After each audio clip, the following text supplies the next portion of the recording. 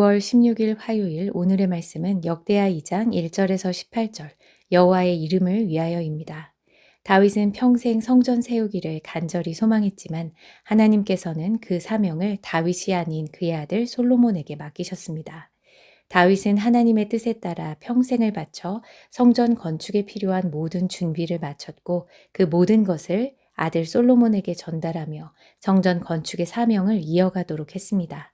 하지만 모든 준비가 갖추어져 있다고 해서 성전이 저절로 세워지고 완성되는 것은 아닙니다. 오늘 본문은 솔로몬이 성전 건축을 본격적으로 준비하는 장면을 보여줍니다. 1절에서 10절입니다. 솔로몬이 여호와의 이름을 위하여 성전을 건축하고 자기 왕위를 위하여 궁궐 건축하기를 결심하니라. 솔로몬이 이에 짐꾼 7만 명과 산에서 돌을 떠낼 자 8만 명과 이를 감독할 자 3,600명을 뽑고 솔로몬이 사절을 두로왕 후람에게 보내어 이르되 당신이 전에 내 아버지 다윗에게 백향목을 보내어 그가 거주하실 궁궐을 건축하게 한 것 같이 내게도 그리하소서.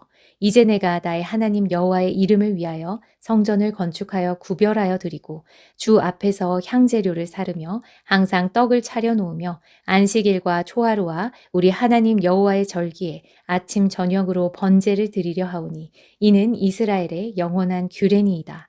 내가 건축하고자 하는 성전은 크니 우리 하나님은 모든 신들보다 크심이라. 누가 능히 하나님을 위하여 성전을 건축하리요. 하늘과 하늘들의 하늘이라도 주를 용납하지 못하겠거든 내가 누구이기에 어찌 능히 그를 위하여 성전을 건축하리요. 그 앞에 분향하려 할 따름이니이다. 이제 청하건대 당신은 금, 은, 동, 철로 제조하며 자색, 홍색, 청색 칠로 직조하며 또 아로 새길 줄 아는 재주 있는 사람 하나를 내게 보내어 내 아버지 다윗이 유다와 예루살렘에서 준비한 나의 재주 있는 사람들과 함께 일하게 하고 또 레바논에서 백향목과 잣나무와 백단목을 내게로 보내소서. 내가 알거니와 당신의 종은 레바논에서 벌목을 잘 하나니 내 종들이 당신의 종들을 도울지라. 이와 같이 나를 위하여 제목을 많이 준비하게 하소서. 내가 건축하려 하는 성전은 크고 화려할 것이니이다. 내가 당신의 벌목하는 종들에게 찌은 밀 2만 고루와 보리 2만 고루와 포도주 2만 밭과 기름 2만 밭을 주리이다 하였더라. 솔로몬의 성전 건축의 목적은 1절에 명확하게 드러나 있습니다. 여호와의 이름을 위하여 성전을 세우기로 한 그의 결심은 신명기 12장 5절 오직 여호와께서 자기 이름을 두시려고 택하신 곳에서만 예배를 드려야 한다는 말씀과도 맞닿아 있습니다. 결국 솔로몬의 성전 건축은 오직 여호와의 이름, 오직 하나님의 영광을 위한 것이었고 그분을 온전히 예배하려는 마음에서 비롯된 것이었습니다. 솔로몬은 이 일을 위해서 15만 3,600명에 달하는 사람들을 조직하고 이웃나라 두로왕 후람에게 성전을 지을 자재와 기술자들을 보내달라고 요청합니다. 이 요청 속에서도 솔로몬은 성전 건축의 목적이 여호와의 이름을 위함임을 분명히 하고 있습니다. 그리고 성전이 어떤 곳인지를 구체적으로 설명하는데요. 솔로몬에게 성전은 매일 또 안식일과 초하루에 그리고 여호와의 절기에 번제가 드려지는 장소로서 예배와 말씀 그리고 하나님의 임재가 살아 숨쉬는 거룩한 공간이었습니다. 이어서 솔로몬은 하나님께서 모든 신보다 크신 분이시기에 그분이 거하실 성전도 커야 하지만 그렇게 큰 성전이라 할지라도 하나님을 용납할 수는 없다고 고백합니다. 솔로몬은 하나님께서 은혜로 성전에 임재하시고 백성들의 예배를 받으시기를 기뻐하시는 분이시지만 성전 안에 제한되시는 분이 아니라는 점을 명확하게 인식하고 있었습니다. 또한 하나님을 위한 성전을 지을 만한 능력을 가진 사람이 이 세상에는 아무도 없음을 알고 있었습니다. 그래서 솔로몬은 그저 하나님의 은혜를 구하며 하나님 앞에 예배하는 자로 서 있을 뿐입니다. 이어지는 7절에서 10절까지 솔로몬은 후람에게 숙련된 기술자와 귀한 자재들을 정중하게 요청하면서 그의 합당한 대가를 지불할 것을 약속했습니다. 그 결과 이방왕 후람조차도 만물의 주제이신 하나님의 성전을 짓는 거룩한 일에 동참하게 되었습니다. 여기서 우리는 중요한 교훈을 하나 얻을 수 있습니다. 하나님은 믿지 않는 자들도 하나님의 뜻을 이루는 도구로 사용하신다는 사실입니다. 두로왕 히람은 신앙인은 아니었지만 하나님의 섭리 속에서 성전 건축에 동참하게 되었습니다. 성전은 이스라엘의 전유물이 아니었습니다. 후대의 말씀은 성전을 만민이 기도하는 집이라고 부릅니다. 오늘날의 교회도 마찬가지입니다. 교회는 믿는 사람들끼리만 어울리는 폐쇄적인 공동체가 되어서는 안 됩니다. 교회는 세상과 이웃을 향해 항상 열려 있어야 하고 하나님의 사랑을 드러내는 창이 되어야 합니다. 우리가 가진 재능과 지혜, 우리의 삶의 모든 영역이 복음을 증거하는 통로가 될 수 있음을 기억하고 믿지 않는 이웃에게 다가가 겸손히 섬기고 함께할 기회를 나누며 그 속에서 하나님의 사랑과 뜻이 세상 가운데 드러나게 하는 것이 우리 모두의 사명입니다. 11절에서 18절입니다. 두로왕 후람이 솔로몬에게 답장하여 이르되 여호와께서 자기 백성을 사랑하심으로 당신을 세워 그들의 왕을 삼으셨도다. 후람이 또 이르되 천지를 지으신 이스라엘의 하나님 여호와는 송축을 받으실지로다. 다윗 왕에게 지혜로운 아들을 주시고 명철과 총명을 주시사 능히 여호와를 위하여 성전을 건축하고 자기 왕위를 위하여 궁궐을 건축하게 하시도다. 내가 이제 재주 있고 총명한 사람을 보내오니 전에 내 아버지 후람에게 속하였던 자라. 이 사람은 단의 여자들 중 한 여인의 아들이요 그의 아버지는 두로 사람이라. 능히 금은 동 철과 돌과 나무와 자색 청색 홍색 실과 가는 배로 일을 잘하며 또 모든 아로 새기는 일에 익숙하고 모든 기묘한 양식에 능한 자이니 그에게 당신의 재주 있는 사람들과 당신의 아버지 내 주 다윗의 재주 있는 사람들과 함께 일하게 하소서. 내 주께서 말씀하신 밀과 보리와 기름과 포도주는 주의 종들에게 보내소서. 우리가 레바논에서 당신이 쓰실 만큼 벌목하여 때를 엮어 바다에 띄워 욥바로 보내리니 당신은 제목들을 예루살렘으로 올리소서 하였더라.